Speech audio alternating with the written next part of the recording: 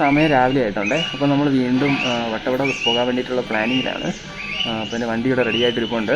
അപ്പോൾ എന്തായാലും ഇവിടുന്ന് യാത്ര തുടങ്ങുകയാണ്.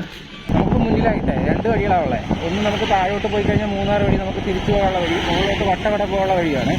അപ്പോൾ നമുക്ക് നേരെ വട്ടവട പോകുന്ന വഴിയിലോട്ട് പോകാം.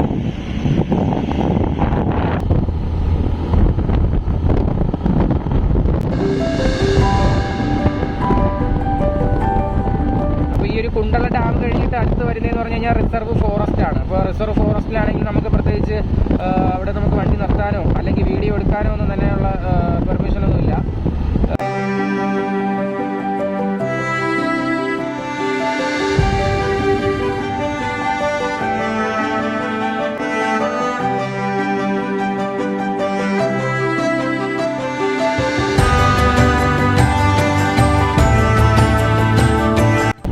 അടിപൊളിയാണ് കേട്ടോ ഇവിടുത്തെ കാഴ്ചകൾ.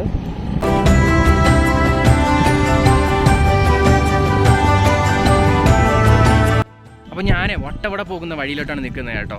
അതായത് എൻ്റെ വണ്ടി ഇവിടെ ഇരിപ്പുണ്ട്, എൻ്റെ ലഗേജും കാര്യങ്ങളെല്ലാം ഇവിടെ ഇരിക്കുകയാണ്. അങ്ങനെ ഒരു അടിപൊളി വ്യൂ പോയിന്റ് കിട്ടിയിട്ടുണ്ടേ, ഞാൻ കാണിച്ചു തരാവേ. നോക്കിയേ എന്ത് രസമാണെന്ന് നോക്കിയേ, ഫുള്ള് ഇങ്ങനെ പച്ചപ്പ് വിരിച്ച് കിടക്കുവാണേ, അടിപൊളിയാണ്. ഇപ്പോൾ രാവിലെ ആയിട്ടൊന്നും അധികം വെയിലുമില്ല, നല്ല തണുപ്പുമുണ്ട് അതുപോലെ തന്നെ. അപ്പോൾ ഇതാണ് ഇവിടുത്തെ ഒരു കാഴ്ച, അടിപൊളിയാണ്. ഇവിടെ ദൂരെ നോക്കി നിൽക്കാൻ തോന്നും. യാത്ര തിരിക്കുകയാണ് കേട്ടോ, വട്ടവടയിലോട്ടാണ് പോകാൻ പോകുന്നത്. ഞാൻ വണ്ടി സ്റ്റാർട്ട് ചെയ്യാൻ പോവുകയാണ് കേട്ടോ.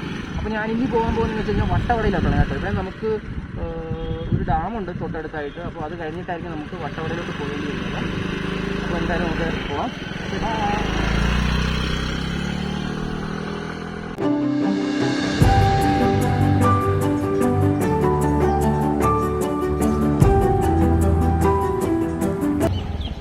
അപ്പോൾ നമ്മളെ കുണ്ടള ഡാമിൻ്റെ അടുത്തോട്ട് എത്തിയിട്ടുണ്ട് കേട്ടോ. അപ്പോൾ നമ്മൾ നേരെ ഇനി കുണ്ടള ഡാമിലോട്ട് പോകാൻ വേണ്ടിയിട്ടുള്ളൂ. ഇവിടെ നിന്ന് ഒരു 1/2 കിലോമീറ്റർ ഉണ്ട്. അപ്പോൾ കുണ്ടള ഡാമിൽ നിന്ന് മെയിൻ റോഡിൽ നിന്ന് ഒരു 1/2 കിലോമീറ്റർ താഴോട്ട് പോകുമ്പോഴാണ് ഇവിടുത്തെ ഡാമിൻ്റെ വരുന്നത്. അപ്പോൾ ആ റോഡാണ് പോകുന്നത്. അയ്യോ അയ്യോ അയ്യോ അയ്യോ അയ്യോ.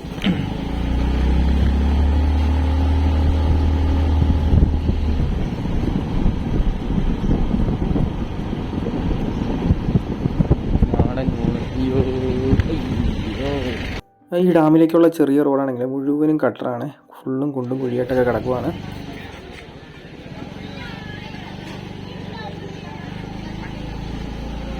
അതുപോലെ തന്നെ ഇവിടെ കുറേ സ്കൂൾ കുട്ടികളൊക്കെ ഇവിടെ ഡാം കാണാനായിട്ട് നിൽപ്പുണ്ട്.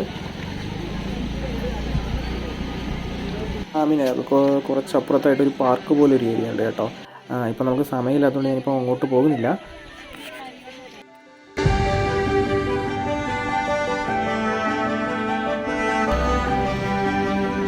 അങ്ങനെ കുണ്ടള ഡാമെല്ലാം കണ്ടു കഴിഞ്ഞതിന് ശേഷം തിരിച്ചു പോവുകയാണേ.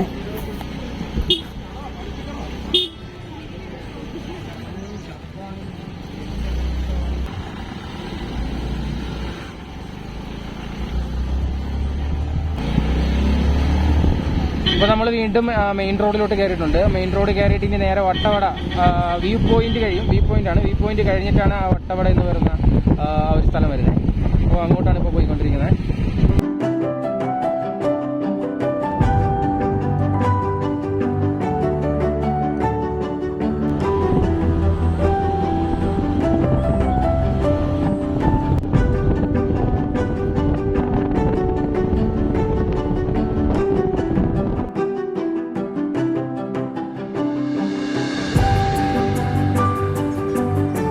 നിൽക്കുന്നത് വട്ടവട പോകുന്ന വഴിയിൽ കണ്ട ഒരു മനോഹരമായ സ്ഥലമാണ്. ഇവിടെ നമുക്ക് കാണാൻ പറ്റും ഒരുപാട് കുന്നുകളെല്ലാം തന്നെ മുഴുവനായിട്ട് പച്ച വിരിച്ച് കിടക്കുന്നത് പോലത്തുള്ള മനോഹരമായ തേയിലപ്പാടങ്ങളാണ്.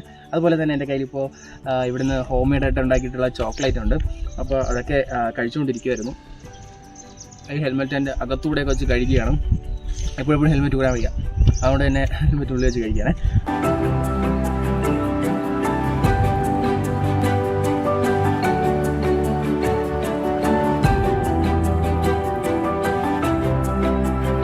ഞാനിപ്പോൾ ഇവിടെ എത്തിയിരിക്കുന്നത് ഇവിടുത്തെ വ്യൂ പോയിന്റിലാണ്.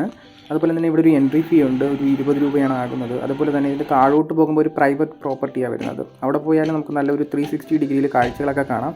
പക്ഷേ അതിന് നമ്മൾ എക്സ്ട്രാ ഒരു 30 റുപ്പീസ് കൂടെ പേ ചെയ്യേണ്ടതായിട്ടുണ്ട്.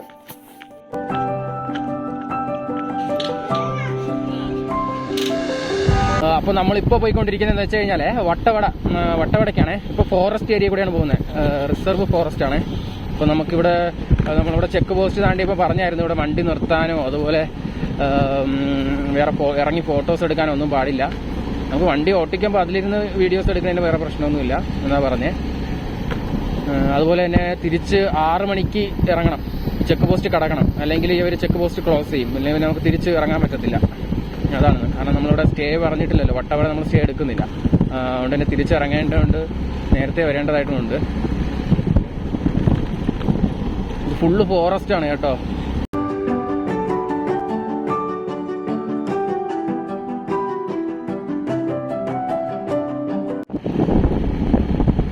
സിംഹവാലക്കുരങ്ങ്, നമുക്കിപ്പോൾ ഒരു സിംഹവാലം കുരങ്ങനെ കാണാം കേട്ടോ. അതാണ് ചാടി ചാടി പോകുന്നത്. ഹോയ് ഹായ്.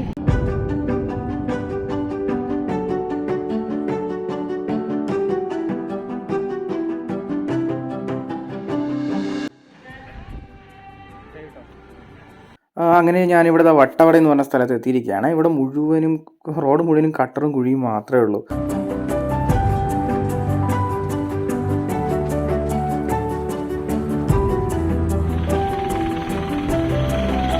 അപ്പോൾ ഞാനിപ്പം പോകാൻ പോകുന്നതെന്ന് വെച്ച് കഴിഞ്ഞാൽ ഇവിടുത്തെ ഹണി മ്യൂസിയത്തിലാണ്.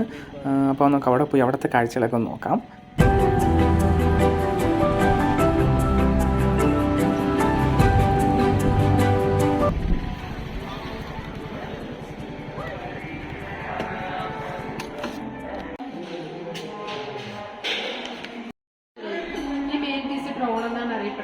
തേനീച്ചക്കൂട്ടിലെ മടിയന്മാരെന്നാണ് മെയിൽ ബീസിനെ വിളിക്കുന്നത്. ഈ ഫീമെയിൽ ബീസ് കൊണ്ടുവരുന്ന ഹണിമത്ത് കൊടുച്ചേർക്കലും ഈ റാണിയുമായിട്ട് വെയിറ്റ് ചെയ്ത് മാത്രമാണ് മെയിൽ ബീസിന്റെ പ്രധാന ഡ്യൂട്ടി. ഈ ഫീമെയിൽ ബീസ് വർക്കർ ബീസാണ്. അവർ രണ്ടൊരു കൂടുണ്ടാക്കുന്നു, ഹണി കൊണ്ടുവരുന്നതും കൂടിനെ സംരക്ഷിക്കുന്നതും റാണിനെ ഉണ്ടാക്കിയെടുക്കുന്നതെല്ലാം ഫീമെയിൽ ബീസ് തന്നെയാണ്.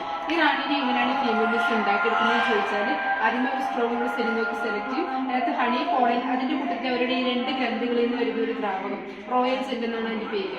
ആ റോയൽ ജെൽ പിന്നകത്ത് ഫില്ല് ചെയ്ത് കൊടുക്കും. എന്നിട്ട് ആ മുട്ട വിരിഞ്ഞാകാൻ സ്റ്റേജ് ഹണി പോളൻ റോയൽ ജെല്ലെല്ലാം ഫീഡ് ചെയ്ത് ഒരു 16 ദിവസം ആകുമ്പോഴത്തേക്കും സ്ട്രെങ്ത് ഉള്ള ക്യൂൻബേ മാറും. അതായത് ഒരു ദിവസം 2000 മുട്ടയിടാനുള്ള കപ്പാസിറ്റി ഈ ക്യൂൻബിക്ക് ഉണ്ടാവണം. അല്ലെങ്കിൽ ആ ഫീമെയിൽ ബീസിനെ നശിപ്പിച്ച് വീണ്ടും റോയൽ ജെൽ പ്രൊഡ്യൂസ് ചെയ്ത് വേറൊരു ക്യൂൻബിനെ സെലക്ട് ചെയ്യുകയാണ് ചെയ്യുന്നത്. ഒരു ബിയുടെ ലൈഫ് സ്പാൻ 2 മാസമാണ്, മെയിലായാലും ഫീമെയിലായാലും. ഈ ക്യൂൻബി മാത്രം റോയൽ ജെൽ കഴിക്കുന്നതുകൊണ്ട് 5 വർഷം വരെ ജീവിച്ചിരിക്കും. ഈ റോയൽ ജെൽ നമ്മൾ കഴിക്കാവുന്നതാണ്. നമ്മൾ കഴിക്കുന്നതുകൊണ്ട് ആന്റി ഏജിനാണ്, നമുക്ക് പല രോഗങ്ങൾ വരാതെ പ്രിവെൻഷൻ കിട്ടും. പിന്നെ ബീസ് നമ്മുടെ അടുത്തേക്കുള്ള സൗണ്ട് കേൾക്കുന്നില്ല, ഒരു വൈബ്രേഷൻ സൗണ്ട്, അത് അതിന്റെ ചിറകിന്റെ സൗണ്ടാണ്. 1 മിനിറ്റിൽ 11,400 പ്രാവശ്യം ചിറകിട്ടെടുക്കും, അപ്പോഴാണ് സൗണ്ട് ഉണ്ടാകുന്നത്. പിന്നെ ബീസുകളുടെ കമ്മ്യൂണിക്കേഷൻ മെത്തേഡ് 2 ടൈപ്പ് ഡാൻസിങ് മെത്തേഡാണ്. അവരുടെ സറൗണ്ടിൽ തന്നെ ഫുഡ് ഉണ്ടെങ്കിൽ റൗണ്ട് ഷേപ്പിലുള്ള ഡാൻസ് വെച്ച് കമ്മ്യൂണിക്കേറ്റ് ചെയ്യും. കുറച്ച് ദൂരെയൊക്കെയാണ് അവരുടെ ഫുഡ് ഉണ്ടെങ്കിൽ 8ന്റെ അടുത്ത ഡാൻസ് വെച്ച് കമ്മ്യൂണിക്കേറ്റ് ചെയ്യും. പിന്നെ മെയിൽ ബീസും ഫീമെയിൽ ബീസും നമ്മുടെ ഡിഫറൻസ്, മെയിൽ ബീസ് നമ്മൾ കുത്തത്തില്ല, അവർ കുത്താനുള്ള സ്റ്റിങ് ഇല്ല. ഫീമെയിൽ ബീസ് മാത്രമാണ് നമ്മൾ എപ്പോഴും കുത്തുന്നത്. ഫീമെയിൽ ബീസ് നമ്മളെ കുത്തുന്നതോടുകൂടി അവർ ചത്തുപോവാണ് ചെയ്യുന്നത്. കാരണം അവരുടെ സ്റ്റിങ് നമ്മുടെ ബോഡിയിൽ നമുക്ക് പെട്ടെന്ന് പുറത്തെടുക്കാൻ പറ്റില്ല. ഒത്തിരി ഫോഴ്സ് ചെയ്ത് അത് എടുക്കാൻ ശ്രമിക്കുമ്പോൾ ഉള്ളിലുള്ള പോയിസൺ ഭാഗം കുടലൊക്കെ കൊട്ടി ചത്തുപോവാണ് ഫീമെയിൽ ബീസ്. പിന്നെ നമുക്കൊരു വിഷ്വൽ ഉണ്ട്, കണ്ടിട്ട് എക്യുപ്മെന്റ് വെക്കണം. ഇവിടെ ഹണി വെച്ചിട്ടുള്ള ഒരുപാട് പ്രോഡക്റ്റ്സ് ഉണ്ട് കേട്ടോ. ഇതൊക്കെ തന്നെ നാച്ചുറലാണ്.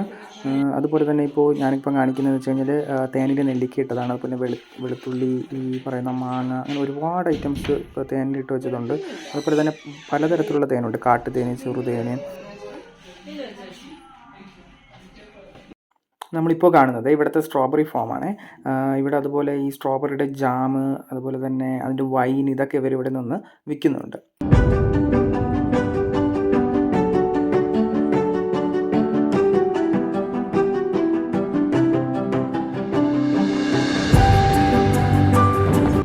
അപ്പോൾ നമ്മൾ നേരെ തിരിച്ച് ഇനി മൂന്നാറിൽ നിന്ന് എറണാകുളത്തേക്ക് പോയിക്കൊണ്ടിരിക്കുകയാണ്. ഇപ്പോൾ സമയം ഏറെക്കുറെ രാത്രി ആയിട്ടുണ്ട്, രാത്രി ഒരു 9 മണിയൊക്കെ കഴിഞ്ഞിട്ടുണ്ട്. പക്ഷേ നല്ല രീതിയിൽ ഇരുട്ടാണ്, അതുപോലെ ഇവിടെ വെളിച്ചോ കാര്യങ്ങളൊന്നും തന്നെയില്ല. എന്തായാലും നേരെ തിരിച്ച് ഇനി മുന്നോട്ട് പോകുന്നു. അങ്ങനെ എൻ്റെ ഈ ഒരു മൂന്നാർ ട്രിപ്പ് ഇവിടെ വെച്ച് ഞാൻ നിർത്തുകയാണ്. Thanks for watching. See you on next video. Bye by.